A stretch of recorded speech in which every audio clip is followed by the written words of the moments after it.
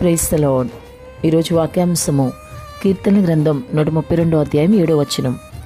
ఆయన పాదపీఠం ఎదుట సాగిలపడదము రండి. ఆమెన్, హల్లెలూయా. ప్రభు ఈ వాక్య భాగం నుండి ఈరోజు మనతో ఏం మాట్లాడుతున్నారో చూద్దాం. కీర్తనాకారుడు ప్రభు యొక్క పాదపీఠం ఎదుట సాగిలపడదాం రండి అని అందరినీ ఆహ్వానిస్తున్నాడు, భక్తిలో ప్రోత్సహిస్తున్నాడు.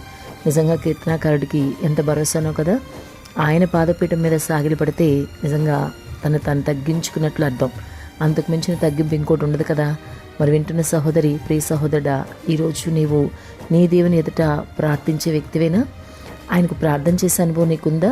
ముఖ్యంగా ఆయన పాదపీఠం ఎదుట సాగిలపడే అనుభవం నీకుందా లేదా?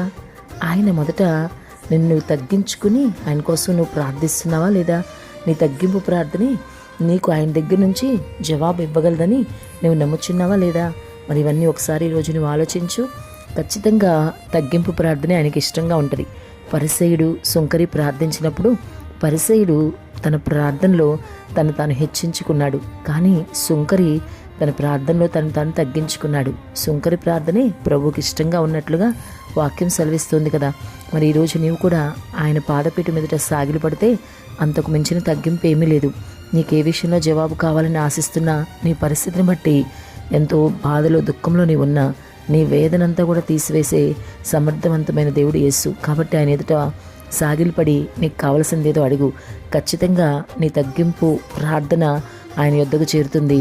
ఆయన నీ ప్రార్థనకు చెవి యొగ్గుతారు, నీకు జవాబిస్తాడు ఆయన. మరి ఇంకెందుకు ఆలస్యం? ఇప్పటి వరకు నీకు సాగిలపడే అనుభవం లేకపోయినా నీకు మీదట సాగిలపడు. ప్రభు సన్నిధిలో సాగిలపడితే ఖచ్చితంగా నీకు ప్రభువు తప్పకుండా సహాయం చేస్తారు. మోకరించి చేసే ప్రార్థన ఉంది, కన్నీటితో చేసే ప్రార్థన, అలాగే హృదయపూర్వకంగా చేసే ప్రార్థన, ఇంకా సాగిలపడి చేసే ప్రార్థన. వీటన్నిటిలో కూడా నువ్వు సాగిలపడి చేసే ప్రార్థన చేస్తే ఖచ్చితంగా ప్రభు నీకు సహాయం చేస్తారు, ప్రభు నీకు తోడుగా ఉంటాడు. కాబట్టి ఇక ఆలస్యం చేయక ఆయన సన్నిధిలో సాగిలపడు. అటువంటి అనుభవంలోకి నువ్వు నడువు. నిన్ను నువ్వు తగ్గించుకుని ప్రార్థిస్తే ఆయన నిన్ను తగిన సమయమందు హెచ్చిస్తాడు. ఆమెన్.